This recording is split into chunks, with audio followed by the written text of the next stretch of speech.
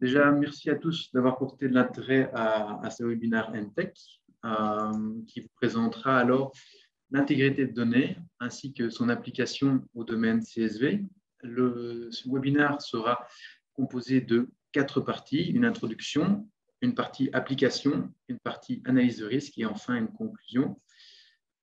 Alors, pour ceux qui ne connaissent pas encore la plateforme NTech, en fait, a pour objectif en fait, de créer des communautés autour d'événements techniques. Alors, actuellement, ça se passe sous forme de webinaire, mais dans le futur, on espère et on souhaite que ça deviendra des événements en présentiel, ouverts bien sûr à tous.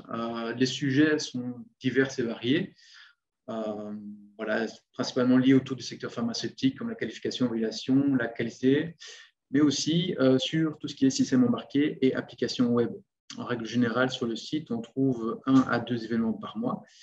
Et donc, le sujet d'aujourd'hui vous sera présenté par mon collègue Préau Moulinier Mathias et moi-même. Voilà. Avant de débuter dans le vif du sujet, il y a 3 notions que j'aimerais vous présenter. Tout d'abord, qu'est-ce qu'une donnée? Alors, une donnée, c'est quelque chose qui est connu et qui sert de base à une réflexion ou une analyse. C'est différent d'une information qui, elle, en fait, c'est une donnée déjà analysée. Une donnée peut exister en 3 formats, le format papier, le format électronique statique et le format électronique dynamique. La différence entre les 2 derniers, c'est que le format électronique dynamique permet une interaction entre l'utilisateur et la donnée. D'accord ? Alors, la dernière notion, c'est la notion de métadonnée. La métadonnée, c'est quoi? C'est une information qui donne le contexte à la donnée. Par exemple, quand vous faites une pesée, ce qui donne le contexte, c'est notamment l'unité, l'opérateur, la balance utilisée. Donc ça, ce sont les métadonnées. D'accord? Alors, pourquoi assurer l'intégrité des données? Tout simplement parce que ça permet de s'assurer que les opérations sont bien sous contrôle et que toutes les informations et données seront disponibles jusqu'à la fin de leur période de rétention. Alors pour ce faire, il convient d'appliquer le principe que vous connaissez peut-être déjà, ALCOA+, tout au long du cycle de vie. Cycle de vie qui vous est présenté ici sur la partie droite du slide, qui commence ici par la création en haut à droite. Nous avons ensuite le traitement et l'analyse de la donnée, la vérification, qui par exemple c'est le double check d'un calcul, et ensuite ça amène à l'utilisation. L'utilisation, c'est ce pourquoi vous avez généré la donnée, votre besoin. D'accord ? En parallèle à ça, si vous avez par exemple un processus automatisé, votre processus ici donc, de traitement, d'analyse et de vérification peut être automatique s'il a été bien sûr validé. D'accord ? Une fois que votre donnée a été utilisée, elle est archivée durant sa période de rétention. Durant cette période, on peut faire une récupération en cas d'investigation, par exemple. Et à la fin de la vie de la donnée, on procède au retrait et à la destruction. Alors, je vous ai parlé du principe ALCOA+. Pour ceux qui ne le savent pas, les termes qui se cachent derrière, c'est simplement attribuable, lisible, contemporaine ou concomitante, originale, exact. Et ce qui est derrière le plus, c'est les caractères complets, cohérents, durables et disponibles de la donnée. Voilà. Alors, quelques petits mots d'explication sur ces différents caractères. Alors, le côté attribuable d'une donnée veut dire qu'elle est uniquement liée à la personne qui a réalisé l'opération ou au système qui l'a générée. Le fait qu'elle soit lisible veut dire qu'elle peut être lue à l'œil nu sur un format papier ou de manière électronique et conservée sous un format permanent. Alors, le caractère contemporain de la donnée veut dire qu'elle a été générée au moment précis de l'opération. L'originalité de la donnée veut dire que c'est votre première saisie ou acquisition de la donnée qui est conservée sous le même format qu'elle a été générée ou sous une copie conforme qui conserve alors tout le contenu et la signification de la donnée. Le caractère exact veut dire qu'elle est vraie et qu'elle reflète l'opération qui a eu lieu. Par exemple, si vous faites un relevé de température avec une sonde non calibrée, votre caractère exact n'est pas respecté. D'accord ? Alors, le caractère complet veut dire que vous avez toute votre donnée et toutes vos métadonnées associées présentes afin de pouvoir reconstituer l'entièreté de l'activité qui a eu lieu.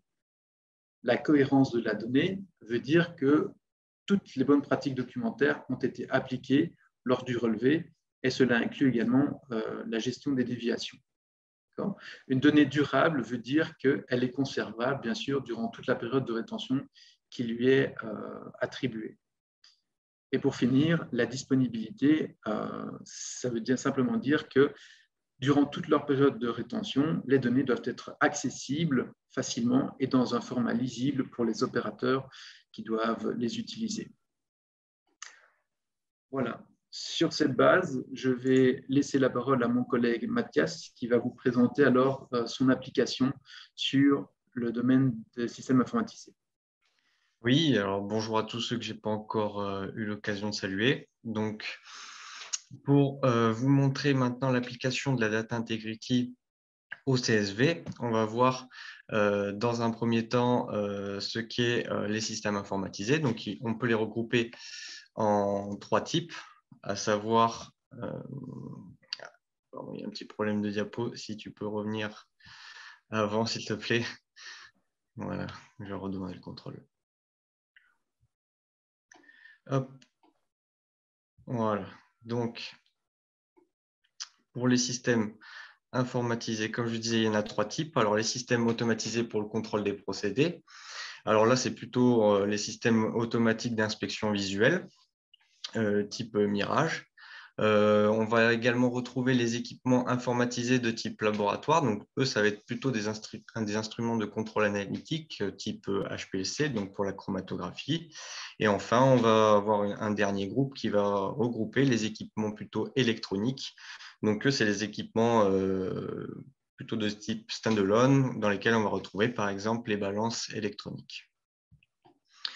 Donc, si on reprend le principe de l'Alcoa Plus que vous a présenté Sébastien, mais cette fois appliqué au système informatisé, on va voir que pour la notion d'attribuable, on va retrouver un identifiant et un mot de passe unique à chaque utilisateur de l'équipement.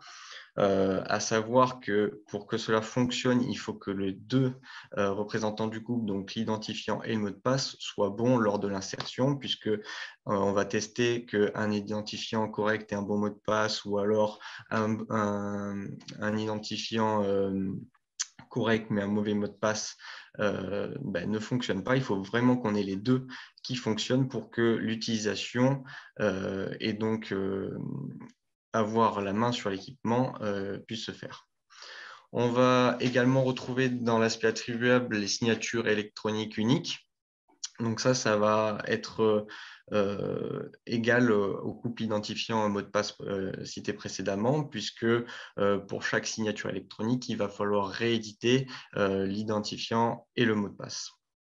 On va avoir également la notion de nittrail. Alors, nittrail, on va le voir dans plusieurs attributs parce que c'est vraiment celui qui va nous permettre de visualiser qui a fait quoi et à quel moment.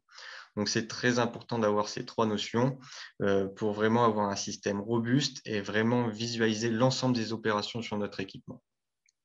Et enfin, on va avoir dans le cadre où on n'aura pas de signature électronique, des signatures papier, mais liées de manière sûre et permanente à l'enregistrement électronique signé.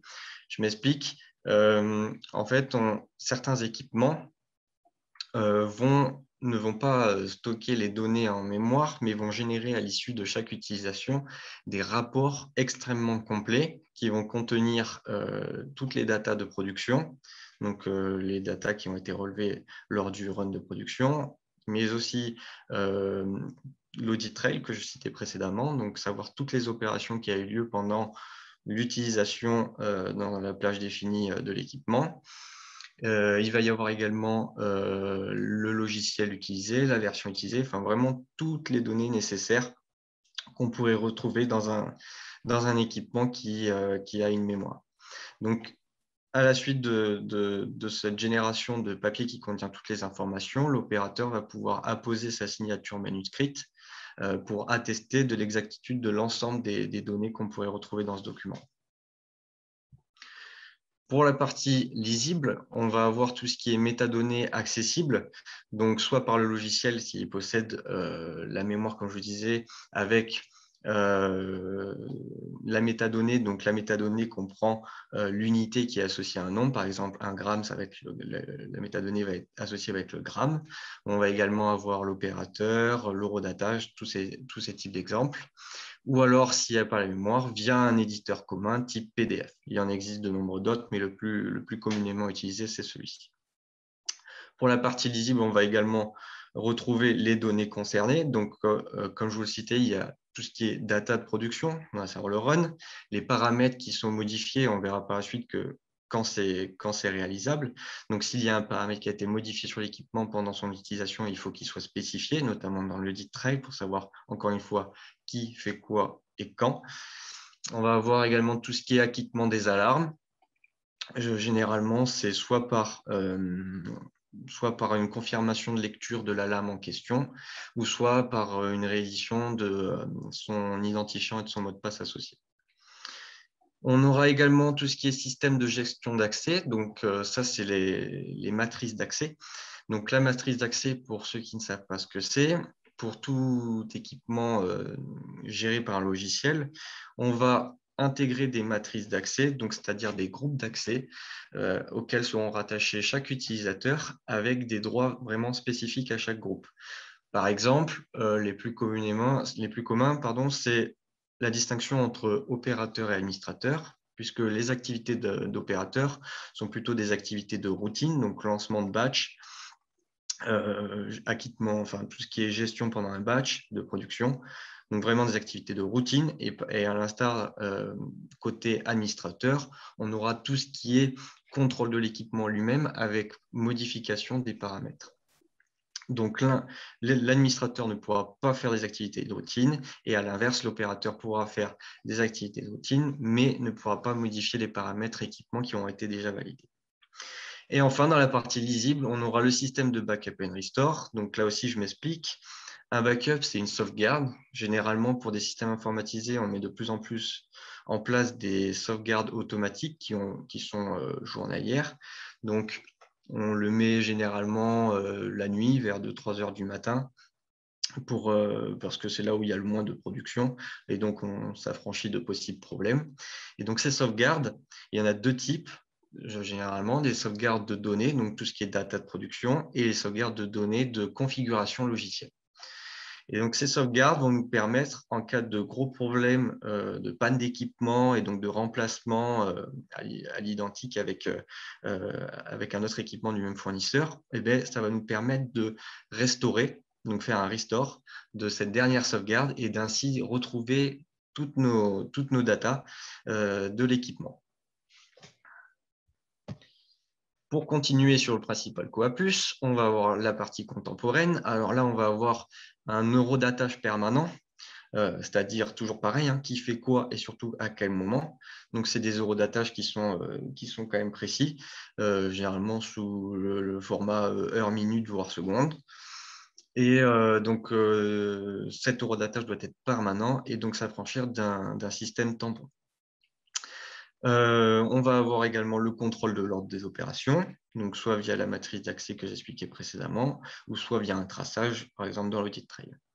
Et donc, tout ceci généré donc, par la matrice d'accès.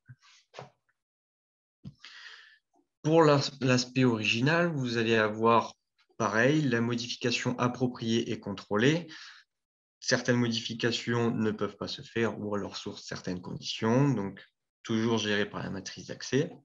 Vous allez avoir la signature des données, attester que la donnée est originale et qu'elle est conforme à ce que vous avez vu, et donc traité, réalisé. Et enfin, l'audit trail, toujours pour savoir qui fait quoi et à quel moment, et également empêcher tout ce qui est retest. Nous, on cherche vraiment à avoir la donnée originale. Donc, qu'est-ce que le retest? Je m'explique. C'est, par exemple, pour des glove testeurs, nous allons contrôler la perte de pression dans un gant. Et l'opérateur va relever une perte de pression de 39 pascal, alors que la limite, c'était 38. Et donc, du coup, il sait qu'à la suite de ça, il a une non-conformité, une possible déviation. Il faut qu'il traite ça pour 1 pascal. Donc, il peut se dire, pour 1 pascal, je sais très bien que ça se trouve, c'est parce qu'il y a eu du mouvement dans la salle. À 1 pascal, c'est très faible. Donc, si je reteste, ça ne se verra pas. On pourra avoir une conformité, ce sera bon. C'est vraiment ce que l'on veut éviter. Donc, on va vérifier lors de la validation du logiciel que si, par exemple, l'opérateur décide de relancer le test sans mentionner le premier, eh bien, quand il générera le rapport ou alors dans le système en question, on aura vraiment l'ensemble des opérations et donc les 2 tests qui ont été effectués de mentionner. Et donc, on aura l'originalité en elle-même de la donnée et non pas que le 2e test. Pour la partie exacte, donc on va avoir des systèmes informatisés qui sont validés à l'initial. Donc, pour ça, c'est une qualification classique comme un équipement sans système informatisé, sauf qu'il y aura des tests supplémentaires qui sont propres au logiciel. Et donc, on va vraiment vérifier que l'équipement qu'on utilise génère des données qui sont vraiment fiables et exactes, qui sont donc le reflet de la réalité. Pour maintenir ensuite cet état validé, on aura des revues périodiques. Donc ça, c'est propre à chaque équipement. Généralement, ça peut être soit tous les ans, soit tous les 3 ans, ou voire plus. Et il y en aura 2 types, des revues périodiques documentaires, tout ce qui va être revue des qualifications, revue des change control, CAPA et déviations initiées sur l'équipement, mais aussi tout ce qui est revue, on va dire, de calibration. Donc, maintien des éléments critiques de l'équipement, par exemple, calibration de son de température, son de pression. Donc voilà, tout ceci pour observer qu'il n'y a pas de dérive de l'équipement dans sa globalité ou de ses sous-équipements dans le temps. Ensuite, pour la notion complète, on va avoir les métadonnées associées. Donc, comme vous l'avez présenté, Sébastien, c'est vraiment l'unité de mesure qui est associée au nombre. Ça peut être l'opérateur aussi, l'horodatage, toutes ces choses-là. Enfin, dans la partie cohérente, on va vérifier toute absence d'arrondi. Je m'explique. Comme pour une donnée papier, on va vérifier que selon notre critère d'acceptation, si le logiciel en lui-même est plus précis et qui donne un résultat, on va dire moins précis, arrondi, qu'il fasse correctement cet arrondi ou alors qu'il ne fasse pas. Tout ceci pour avoir une cohérence dans nos données et justement éviter d'être hors critère d'acceptation alors que finalement on l'est, ou l'inverse est vrai également.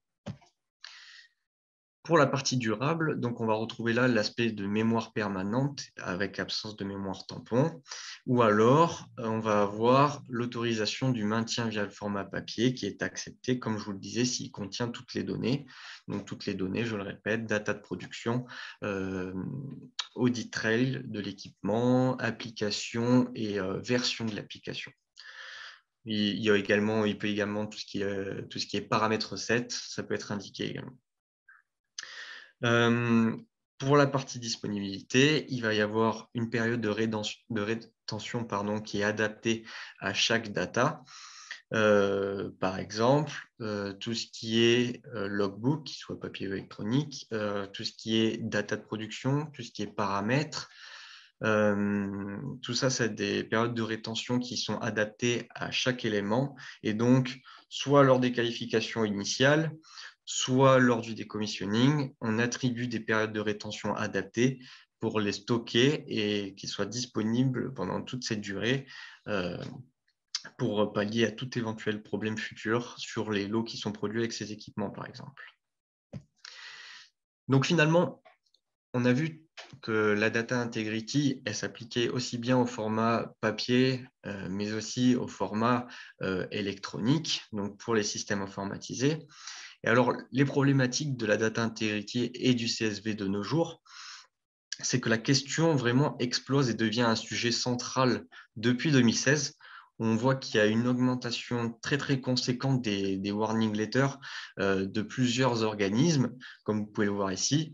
Et donc des warning letters, mais également des nouvelles guidances qui en découlent pour vraiment contrôler et endiguer tous les problèmes de cette nouveauté de système informatisé. Donc, comme on peut le voir ici, il y a quand même des distinctions qui peuvent se faire. On voit que les principaux pays impactés sont les pays asiatiques, notamment avec la Chine et l'Inde. Et les problèmes rencontrés sont surtout des problèmes de falsification de documents. Donc, pour les falsifications de documents, comme vis-à-vis de ce que je vous ai présenté par rapport à la data integrity, on peut observer tout ce qui est retest. Donc ça, c'est des problèmes vraiment qui sont concernés par ces pays-là. Mais on voit également qu'il y a les USA et en Europe, dont nous, la France, qui observent certains problèmes, mais plutôt dans la gestion des données. Donc là, pareil, on va voir qu'il y a plusieurs programmes, contrôles qui sont mis en place pour endiguer tous ces phénomènes-là et avoir des systèmes dits robustes comme ils le sont au niveau papier.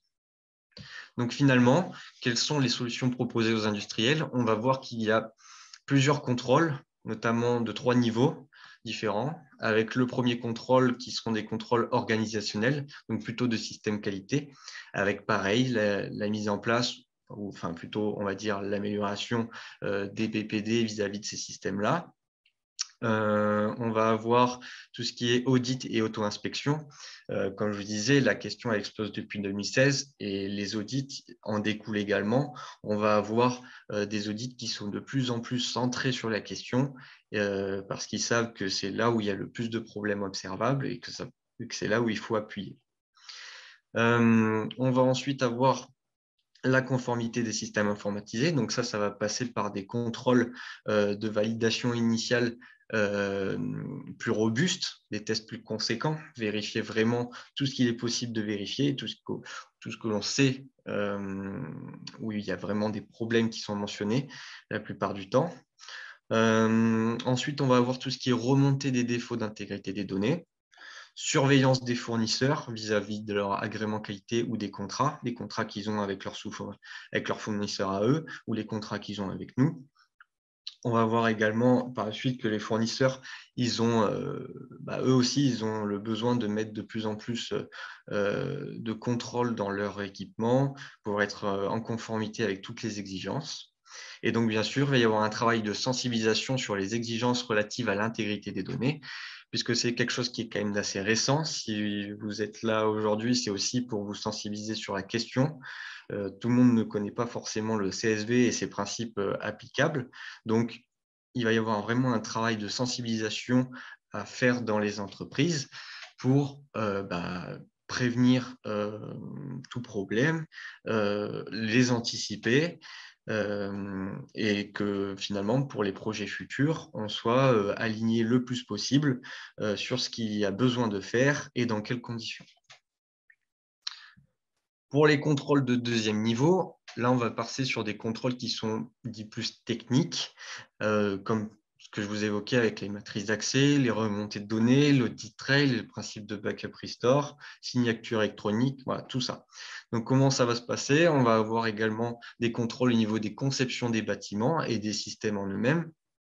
Les bâtiments vis-à-vis du système de backup and restore, puisque les sauvegardes sont disposées sur des serveurs propres à l'industrie. Et donc, il faut que ces serveurs soient eux-mêmes qualifiés, qu'ils soient eux-mêmes sécurisés, par exemple, moi, je n'ai pas accès à ces serveurs-là pour pouvoir supprimer la donnée, parce que finalement, sécuriser l'équipement n'est pas suffisant. Il faut également sécuriser l'ensemble, si je peux dire, des équipements et des serveurs qui sont concernés par la donnée en elle-même. Conception des systèmes, là, c'est ce que je vous disais, c'est un travail plus fournisseur, dans le sens où lors de la conception en elle-même, il faut mettre de plus en plus de points d'attention, que ce soit dans nos URS, de points d'indication, justement pour ces fournisseurs, pour que le système qui nous arrive soit le plus robuste possible. On va avoir un contrôle d'authentification des données, s'assurer de l'usage attendu, donc vérifier que l'équipement fourni réalise bien ce qu'il est censé réaliser. La conservation des données, création des données et protection des données. Donc voilà, bien sûr, les données sont au centre de l'attention.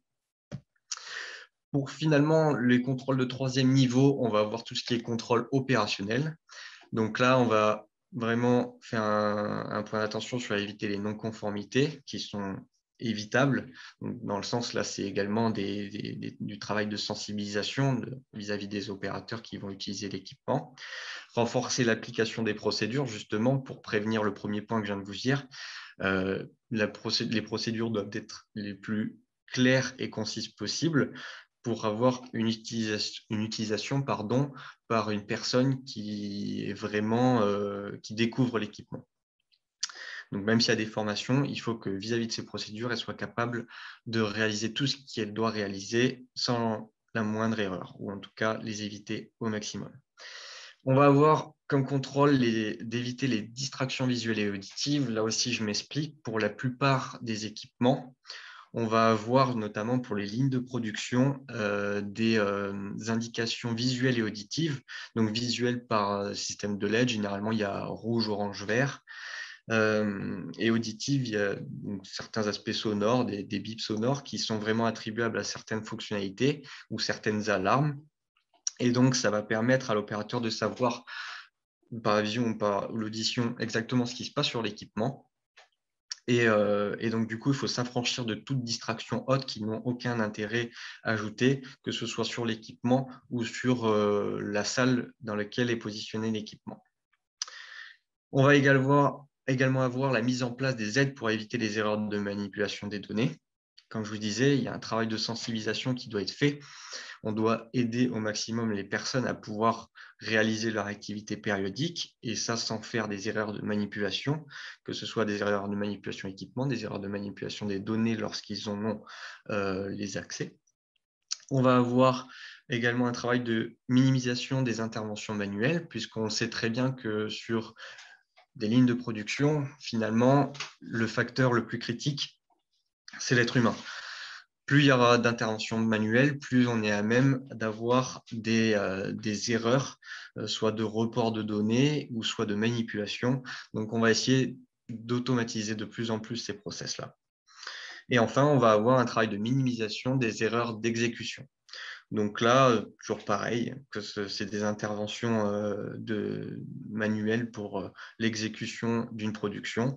Donc, on va essayer de minimiser tous ces données-là. Donc, finalement, les 3 derniers points que je vous ai dit, ils font partie des autonomismes qui sont mis en place, vraiment propres à chaque industrie et des fois propres à chaque équipement ou famille d'équipements. Donc voilà pour la partie Data Integrity appliquée au CSV. Je vais maintenant redonner le contrôle à Sébastien pour qu'il vous explique la 3e partie. Merci Mathias. Donc pour cette 3e partie qui parlera de l'analyse de risque afin d'évaluer la compliance du système, d'un processus ou d'un logiciel au Data Integrity, il vous faut d'abord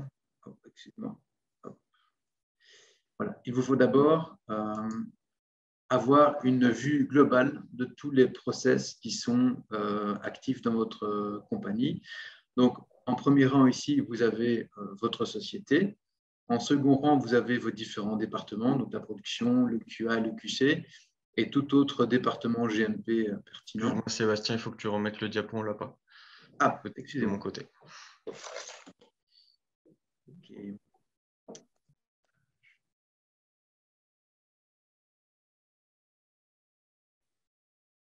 Vous l'avez maintenant? Oui. Ok, super.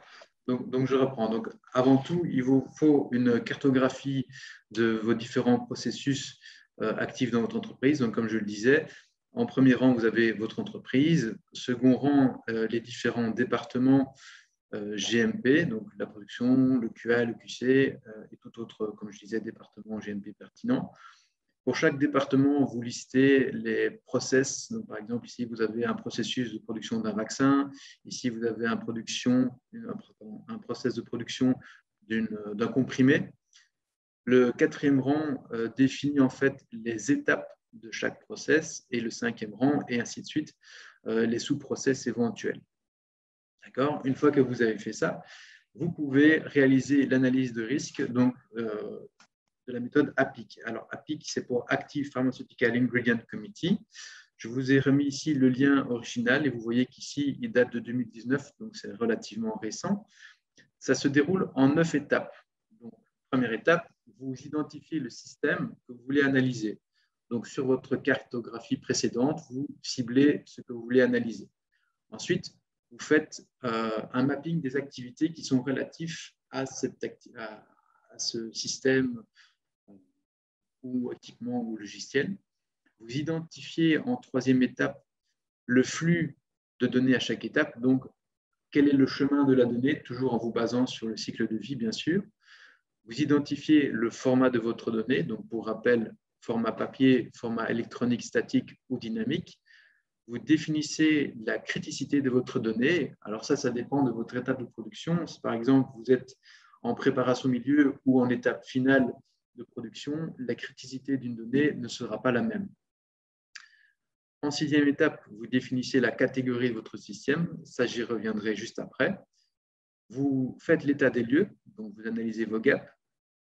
Sur base de ces gaps, vous analysez les risques qui y sont liés et ensuite, on définit finalement les actions correctrices pour mitiger les gaps. D'accord ? Donc ici, vous avez un tableau. Dans la première colonne, vous avez les étapes du cycle de vie. En deuxième colonne, les numéros des étapes. Et alors ici, j'ai pris pour exemple la pesée d'une balance. Donc, par exemple, en étape finale de production, vous devez rajouter une poudre à diluer dans le produit. Et donc, voilà, c'est ça l'exemple. Donc, pesée d'une matière première sur une balance qui imprime un ticket de pesée sur papier thermique. Et dans la société, il n'y a pas de système de copie conforme. Donc, voilà, ça, c'est la situation qu'on va analyser. D'accord ? Donc, la première étape en génération, c'est vous mettez votre matière sur la balance pour générer en fait la valeur de la masse. L'enregistrement, c'est l'impression du ticket de pesée. Le traitement et l'analyse, c'est le calcul de la dilution. L'étape de vérification numéro 4, c'est simplement le double check du calcul par un autre opérateur. Et l'utilisation, comme je le disais précédemment, c'est ce pourquoi vous avez généré la donnée. Donc, c'est pour faire la dilution et documenter dans le batch record.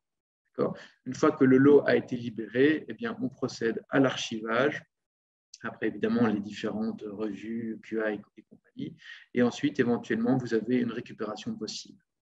D'accord ? Ça c'est la première partie. Alors pour définir la catégorie du système, donc ça c'est le flowchart que vous allez pouvoir retrouver au sein du document de la PIC et qui va nous définir notre catégorie. Il y en a 6 en tout, et plus on va vers la droite, plus on va vers un système qui est informatisé et qui permet une interaction avec les données. Donc, si je reprends notre exemple, je pars du haut. Est-ce que nous avons un système électronique ? Oui. Est-ce qu'il stocke de manière permanente les données électroniques ? Non. Est-ce que les données électroniques sont transcrites manuellement dans un autre système ? Non. Alors, est-ce que les données sont imprimées sur format papier ? Oui. Alors, nous sommes donc en catégorie 3. Définir cette catégorie, en fait, permet de savoir quelles questions, lors de l'assessment des gaps, sont applicables à le système. J'y reviendrai plus tard. D'accord ? Donc, notre système a sa catégorie. On va pouvoir terminer de compléter le tableau. Donc, ici, on est en catégorie 3. La donnée, c'est bien la masse pesée. Son format, c'est du format papier. Comme je l'expliquais, la criticité de la donnée dépend de l'étape. Et les métadonnées associées à cette pesée, c'est l'unité de mesure, la date et l'heure, l'opérateur, le lot concerné, l'ID unique de la balance. Alors, il est important de préciser quelles sont les métadonnées éditables. Pourquoi ? Parce que, comme je l'expliquais, les métadonnées servent à donner le contexte à la donnée. Donc, si vous modifiez ces informations, vous changez votre interprétation de la donnée. Donc, il convient d'y prêter attention. D'accord ? Donc, ici, par exemple, on voit que lors du traitement, on ajoute une autre métadonnée qui est le volume qui a été ajouté pour la dilution. Et au niveau du stockage, on rajoute également la localisation de l'archive dans le batch record, enfin du batch record dans le local archive. D'accord ? Alors, ici, Je ne vais pas repasser dans les 44 questions ni dans la liste complète, mais vous avez ici quelques sujets, tous les sujets en fait, mais je vais repasser brièvement, qui sont abordés dans les questions. Donc, on aborde le cycle de vie, comme le disait Mathias, avec le change control, les revues périodiques, backup and restore.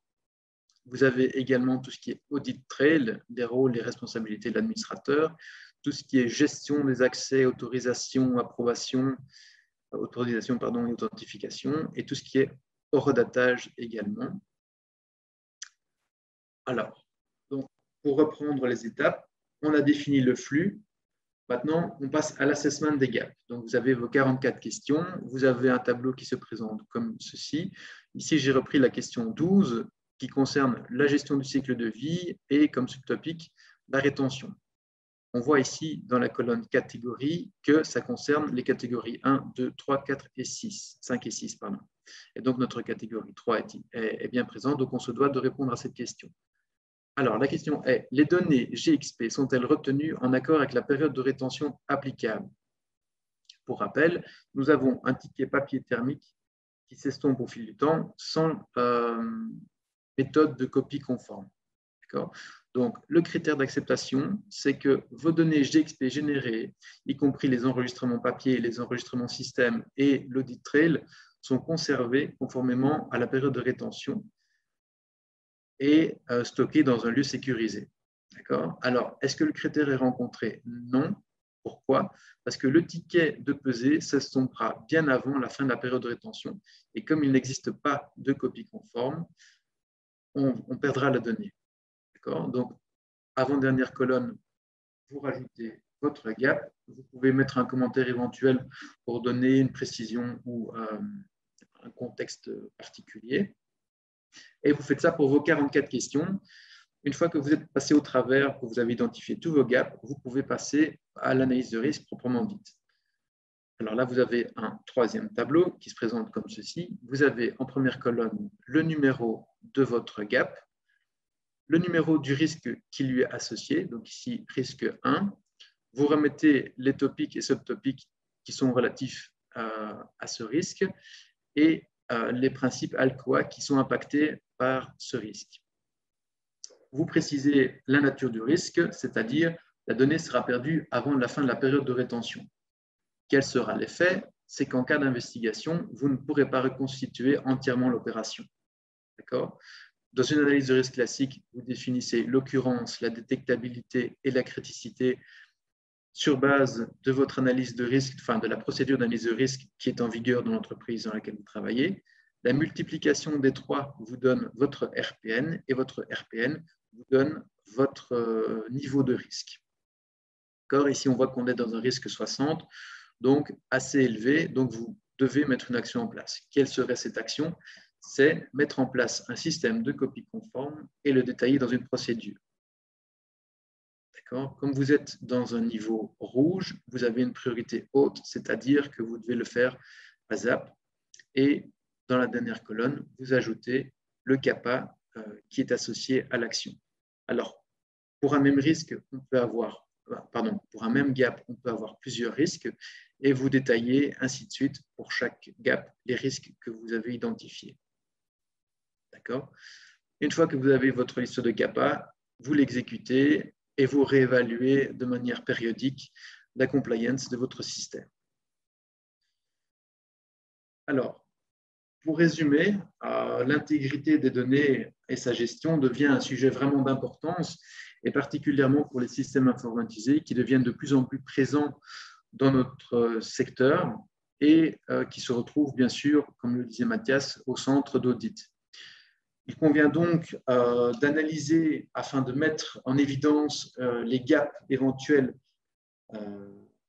et les risques qui sont liés pour pouvoir associer des actions correctrices et garantir bien sûr au final la sécurité du patient. C'est l'objectif principal, bien sûr. Voilà, je vous propose maintenant de passer aux questions. Si vous en avez, n'hésitez pas. Oui, alors pour l'instant, il n'y en a pas. Soit on a été très clair, soit pas assez. Franchement, n'hésitez pas. Si jamais, même par la suite, il vous arrive des questions, je vous laisserai le contact et vous pouvez également ne pas hésiter à nous poser toutes vos questions. On a essayé de faire un premier webinar qui est partie, on va dire, plus introduction, que ça parle à tout le monde pour essayer de perdre le moins de personnes. J'espère que c'est chose faite. Donc voilà, si vous avez quand même quelques questions, n'hésitez pas. Moi, j'ai une question, Joanne. Lorsque vous faites votre analyse de risque par rapport à la méthode APIC, cette analyse, elle est, on va dire, prospective ou rétrospective sur un équipement, par exemple? Alors, vous pouvez faire les deux. Donc, soit vous avez un système existant que vous voulez analyser. Alors, simplement, vous définissez dans la partie mapping des activités comment vous procédez. Et si vous avez, par exemple, un nouvel équipement, là, vous ciblez vraiment, voilà, votre donnée sera générée, sera stockée dans la machine. Vous allez avoir le serveur qui va venir chercher les données. Donc ça, vous projetez en fait la façon dont vous allez travailler et vous faites l'analyse de la même façon. D'accord. Parce qu'il y a un truc pas qui me gêne, mais que j'ai un peu de mal à comprendre, c'est Oui. qu'en fait, si on fait cette analyse en prospectif, en fait, l'analyse est réalisée uniquement sur des gaps. Alors que du coup, on va dire que la cotation se fait uniquement sur les gaps, alors que potentiellement, on a d'autres données critiques, mais qui ne sont pas sujets à des gaps. Donc, c'est ça que j'ai trouvé un peu pas dérangeant, mais je n'ai pas bien compris. Oui, alors, donc quand vous avez un système qui est récent, il y a une description fonctionnelle qui vous est fournie normalement par le fournisseur et qui vous dit comment la machine fonctionne. C'est sur base de ce fonctionnement-là que vous allez faire votre analyse. Alors forcément, ça sera pas, il y aura les gaps qui seront éventuels. Forcément, vous êtes encore peut-être en phase de design, donc vous n'allez pas avoir des CAPA, mais vous allez prévenir votre fournisseur comme quoi, voilà, moi, il faut que mon système voilà, soit updaté pour pouvoir faire telle ou telle chose. Est-ce que c'est plus clair? Non, enfin, je suis désolée. Non, mais c'est pas ça. C'est que en fait, enfin, pour moi, à mon sens, c'est voilà, on a des règles de data integrity si on est en prospectif. Voilà, on analyse, on va dire, on analyse toutes les datas, gap ou pas, en fait. Vous analysez. Pour revoir l'effort de validation derrière. Oui, ça c'est sûr, ça fait partie de l'analyse de risque classique qui est effectuée sur pas mal d'entreprises. Les analyses de risque le sont de plus en plus, et ce n'était pas au début, et c'est pour ça qu'on a des travaux aussi qui sont faits de manière rétrospective. Après, l'analyse de risque, comme tout document lié à un équipement, c'est quand même des documents qui sont vivants. Donc, si des étapes ne sont pas identifiées dans la phase design et qui s'avèrent être critiques également par la suite et identifiées pour lesquelles il faut mettre des actions en place, c'est des actions qui peuvent être soit identifiées et donc améliorées dans l'analyse de risque, soit pareil, des mises en place de CAPA pour gérer tout ça, ou soit refaire un effort de validation. Donc, j'ai bien compris. Donc, si j'ai bien compris, c'est que là, on fait un travail de manière anticipée. On n'a pas forcément toutes les données. Il n'y a pas forcément des gaps, mais il y a des étapes qui sont GMP et donc pour lesquelles il y a une attention qui est portée de manière vraiment particulière à chaque fois. Et donc, soit il y a des actions qui sont mises en place, soit le système le contrôle déjà, mais à chaque fois, il faut l'identifier. Bien sûr. Donc là, c'est un outil qui a été fourni et présenté par du coup Sébastien. Par contre, il y a des analyses de risque qui sont effectuées dans d'autres sociétés qui ne passent pas par cet outil-là et donc qui retraitent ce que vous disiez, pas uniquement les gaps, mais les étapes critiques. Tout à fait. OK. Donc, ce sera plutôt, en fait, l'API, dans le cas que vous avez présenté, ce serait plutôt pour du rétrospectif, de la validation rétrospective ou de la vérification rétrospective. Pas uniquement, mais du coup, comme je dis, vu que c'est vivant, c'est pas uniquement. Ça peut être une base, Ça peut être traité comme tel, ça peut être complémenté, agréé, ça c'est propre aussi également à chaque société pour le moment, parce qu'on n'est pas à l'abri que ça évolue dans le futur avec des standards vraiment plus fixes. Mais voilà. Ok, merci beaucoup. Merci. Pas d'autres questions? Bonjour, je reviens juste sur le sujet d'avant. L'analyse de risque, elle peut aussi être utilisée pour la rédaction des protocoles, QIQ, etc. Et donc dans ce cas-là, l'écart, le gap, il se verra lorsque l'on déroulera le protocole, hein. Donc, ça intervient non pas rétrospectivement, mais véritablement dans le cadre d'un projet installation neuve aussi, hein. On peut l'utiliser de cette manière. Tout à fait. Comme je disais, quand on parle de rétrospection, c'est plutôt pour des équipements déjà en place et donc pour lesquels on voit il y a un effort qui arrive de plus en plus sur ça. Et donc, il y a du travail rétrospectif qui doit être effectué pour montrer qu'on maîtrise ça. Par contre, pour tout nouveau équipement, là où je suis dans tous les cas, on essaye de faire justement cette analyse de risque. Enfin, c'est pas qu'on essaye, on l'a fait pour identifier tout ce qui doit être contrôlé et vérifié, notamment dans les IOQ. Donc, ça va être les analyses de risque comme l'URS, une base à la documentation de validation, pour avoir l'ensemble des tests à vérifier, pour s'assurer que notre système est robuste. Voilà. Je ne sais pas si ça a répondu à votre question.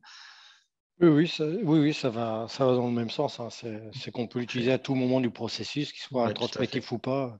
Le tout, c'est de bien le positionner et de s'en servir la façon la plus efficace possible, quoi. Tout à fait. De toute façon, chaque document, c'est pareil, c'est propre aussi à une utilisation, à l'expérience également de chacun qui va pouvoir l'agrémenter. Voilà. Est-ce qu'il y avait d'autres questions? Oui, moi j'ai une question, Siam. Déjà, merci pour votre présentation. Merci. Et je voulais savoir, est-ce que le Data Integrity est applicable lorsqu'on utilise des spreadsheets, des calculs qu'on fait sur Excel et qu'on vient justement annoter ces calculs dans un protocole ou un rapport ou ce genre de choses? Oui, alors la question est intéressante puisque elle s'est posée là où je suis. Il faut savoir que les Excel spreadsheets, les feuilles Excel, sont catégorisées comme des systèmes informatisés pour lesquels il va y avoir des efforts de validation ou non. Donc ça va être dépendant de la criticité de la feuille, à savoir si elle génère des données qui seront utilisées, par exemple, pour accepter ou rejeter un produit. Donc, si c'est le cas, on va avoir un effort de validation qui va être également réalisé sur ce type d'équipement. Et donc, pour lesquels il va y avoir un URS qui va être appliqué. Une analyse de risque, pour l'instant, j'en ai pas encore vu dessus, mais ça peut être également fait. Et vu que les feuilles Excel sont des équipements du coup à part entière, on a vraiment des contrôles qui sont vraiment effectués dessus de manière plus particulière. Je pense notamment à la fonction de glissement des cellules. Vous savez, si vous avez dans Excel quelques chiffres que vous voulez dérouler, et ça par exemple, c'est une fonction qu'il va falloir enlever parce que ça peut hypothétiquement supprimer des formules et donc du coup donner des résultats qui sont faux. Donc voilà, il y a beaucoup de tests qui sont applicables en plus sur des feuilles de calcul. Donc tout à fait, la data integrity est elle-même appliquée sur la feuille Excel. Notamment pour tout ce qui est données exactes, arrondies, et tout ça. Ok, quand vous parlez quand on parle de contrôle à effectuer, justement, comment on peut s'assurer de l'exhaustivité de ces contrôles-là et que ça soit... Alors, il y a des guidelines sur ça. Vous avez également normalement des procédures qui sont spécifiques à la qualification-validation d'une manière globale sur site, mais vous avez En tout cas, moi, pour ma part, j'ai toujours vu des procédures qui sont également plus spécifiques justement sur la qualification ou l'utilisation des feuilles de calcul.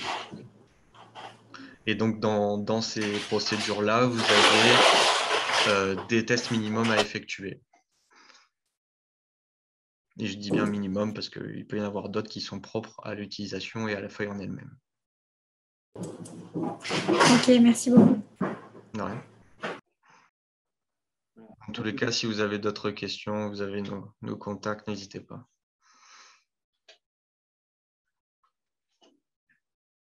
Bon, ben, je crois que ce sera bon pour nous. Sébastien, si tu avais quelque chose à dire? Non, encore merci pour votre présence et j'espère que la présentation vous aura plu. Voilà. Ouais. Merci pour la présentation. Merci, c'est gentil.